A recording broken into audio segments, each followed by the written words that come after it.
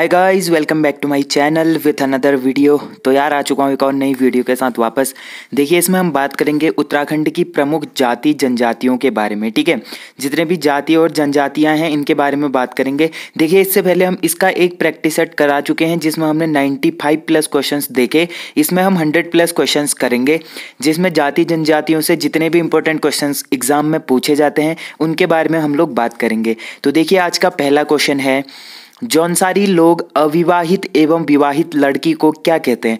जो जौनसारी लोग होते हैं उनमें जो भी विवाहित या फिर अविवाहित लड़की होती है इनको वो लोग क्या कहते हैं। तो इनको वो लोग कहते हैं ध्यानती व रयांती। ठीक है, ध्यानती व रयांती बोला जाता है जो विवाहित होती है और अविवाहित होती है। ठीक है, फिर देखिए, जौनसारी लोग ऊनी टोपी को क्या कहते हैं। जो जौनसारी लोग होते हैं ऊनी टोपी होती है जो उसको कहते हैं डिगुबा। ठीक है, डिगुबा बोलते हैं।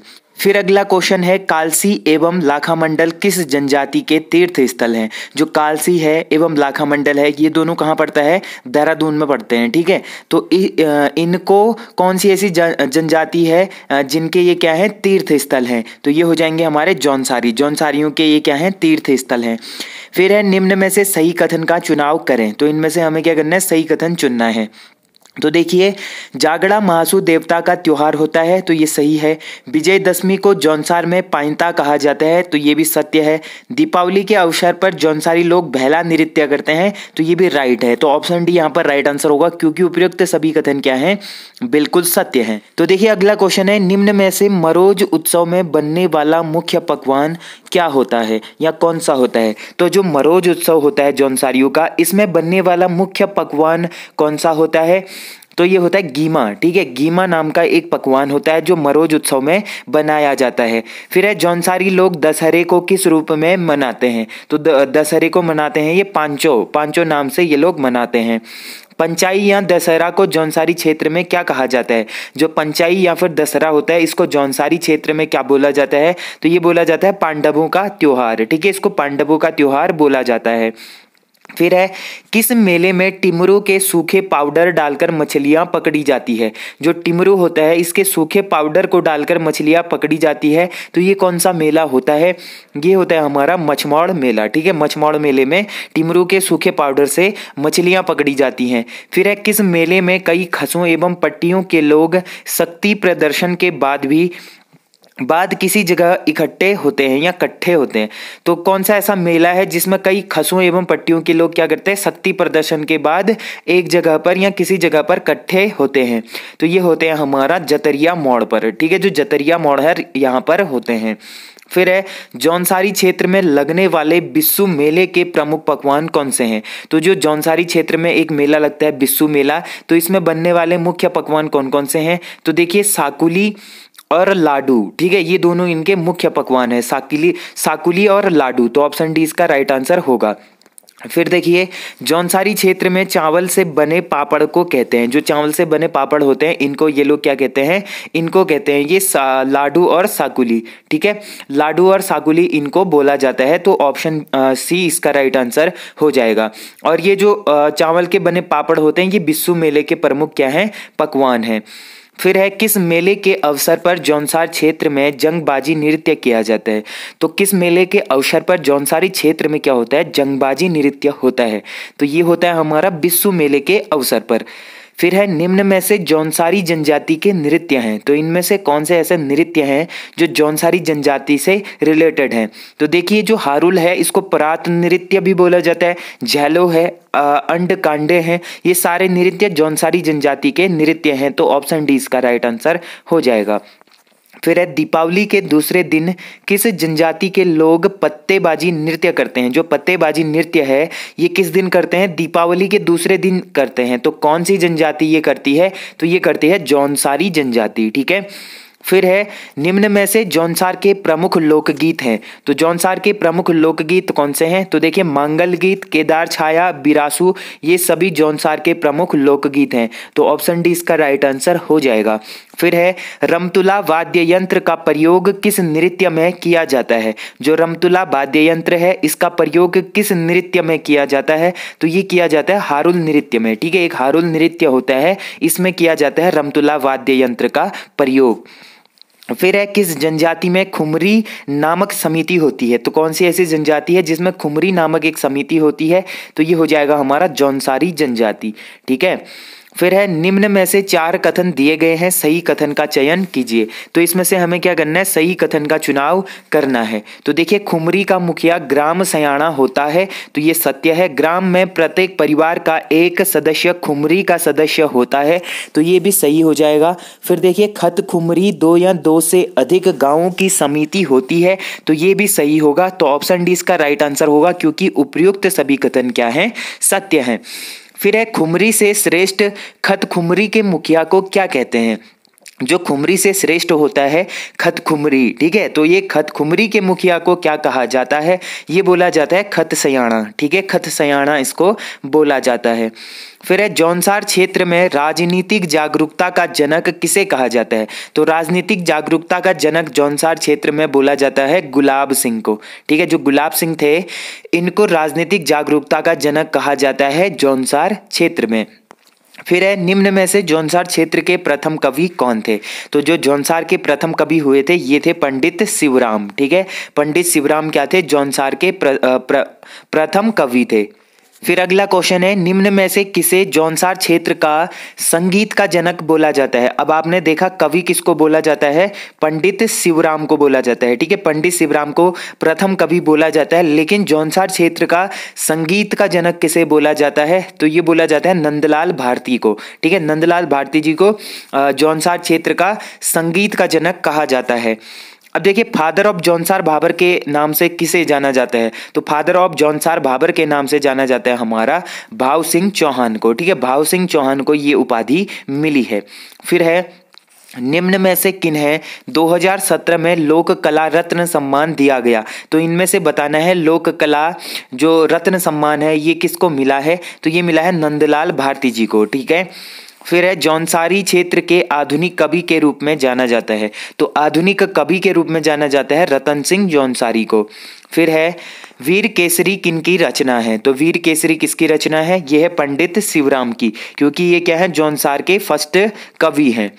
फिर है वीर केसरी चंद को फांसी हुई थी। तो जो वीर केसरी चंद जी हैं इनके बारे में आपने पढ़ा होगा। तो इनको फांसी कब होती है, इनको फांसी मिली थी 3 मई 1945 ईस्वी में। ठीक है, 1945 को क्या मिला था, इनको फांसी मिली थी। फिर है निम्न में से किसकी स्मृति में चौलीथात में मेला लगता है। जो जौनसार क्षेत्र है यहाँ पर एक चौलीथात है, यहाँ पर मेला लगता है, तो ये किसकी याद में लगाया जाता है, तो ये मेला लगता है वीर केसरी चंद की याद में, इनकी स्मृति में। ठीक है, निम्न में से किस त्योहार को जौनसारी लोग अठोई के रूप में मनाते हैं या मानते हैं।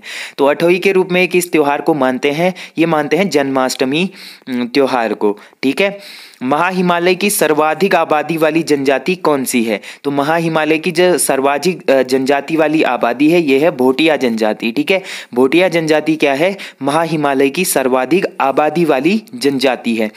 फिर है किस जनजाति के लोग स्वयं को खस राजपूत मानते हैं। तो खस राजपूत स्वयं को कौन सी जनजाति मानती है, ये मानती है भोटिया जनजाति। फिर है ब्यासी जेठरा एवं छापड़ा किस जनजाति की उपजातियां हैं। जो ब्यासी में जेठरा है और छापड़ा है ये किस जनजाति की उपजातियां होती हैं, तो ये होती हैं भोटिया जनजाति की।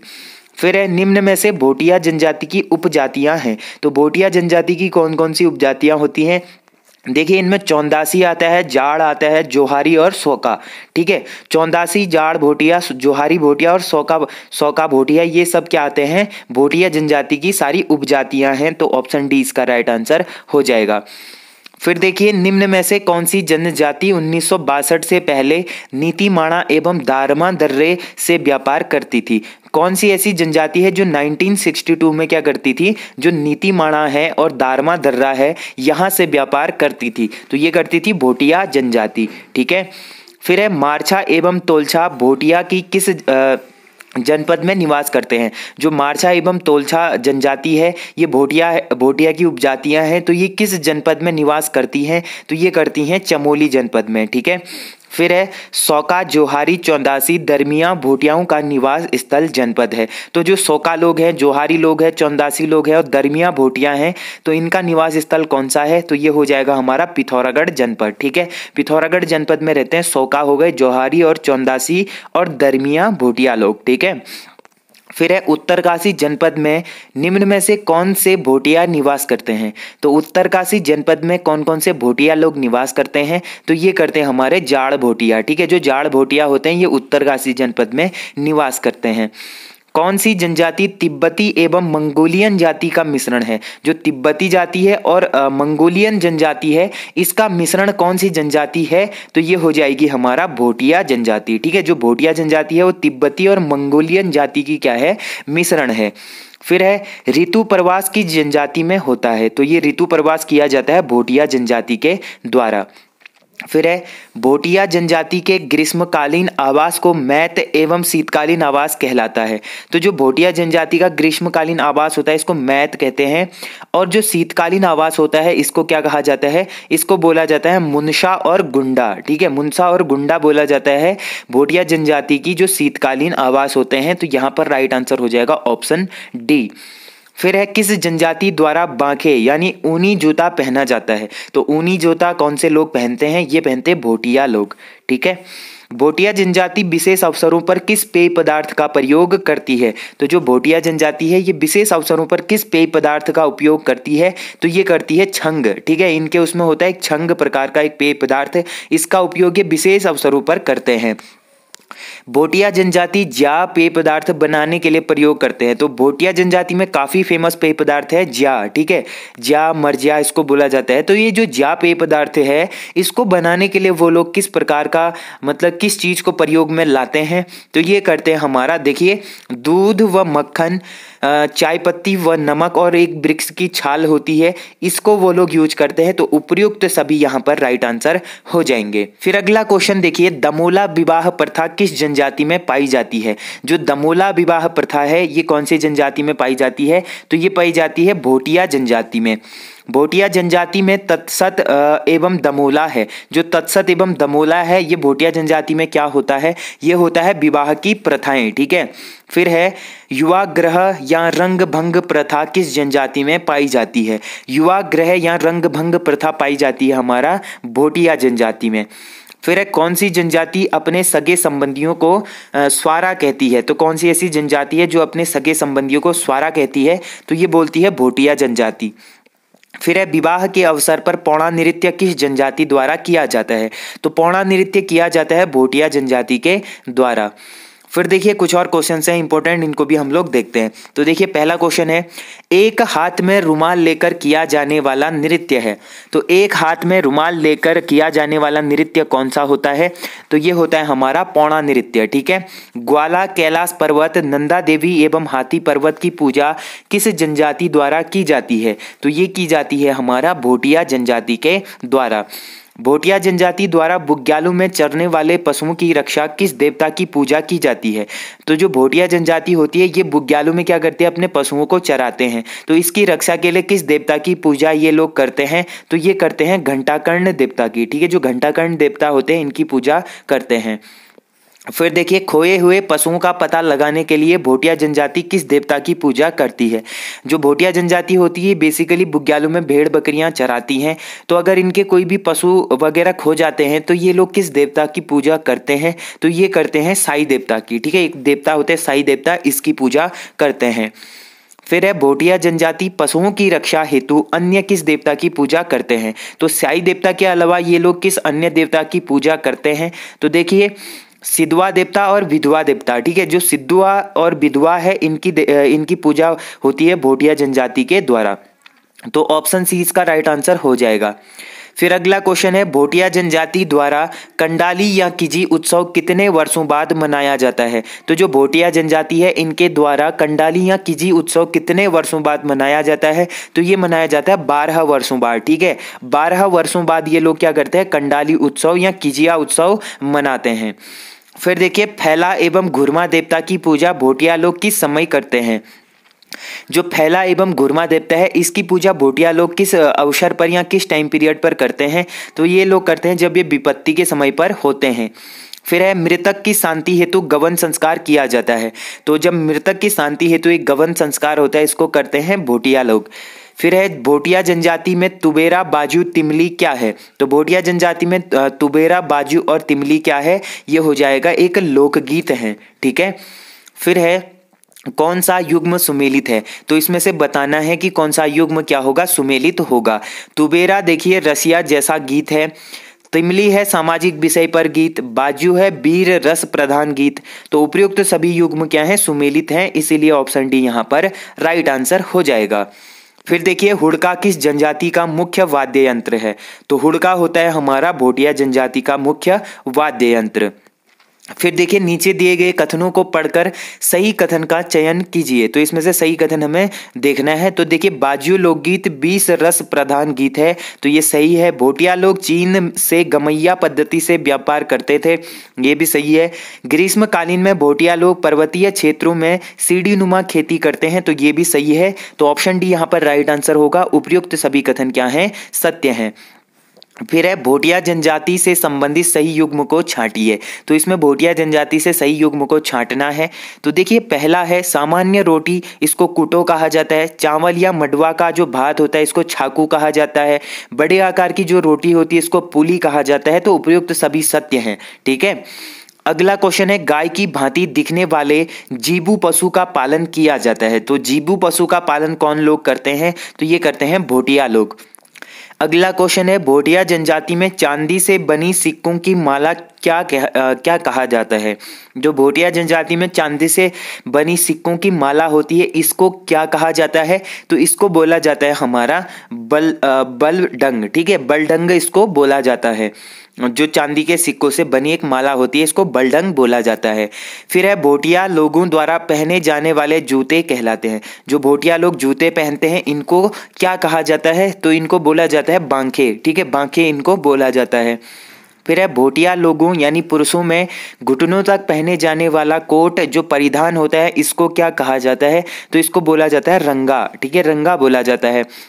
भोटिया जाति की स्त्रियां शरीर के किस अंग पर वीरावली व पतेली बाली नामक आभूषण पहनती हैं? तो ये पहनती है सिर पर, ठीक है, सिर पर क्या पहनती है? पतेली बाली नामक एक आभूषण होता है या फिर इसको वीरावली भी बोला जाता है।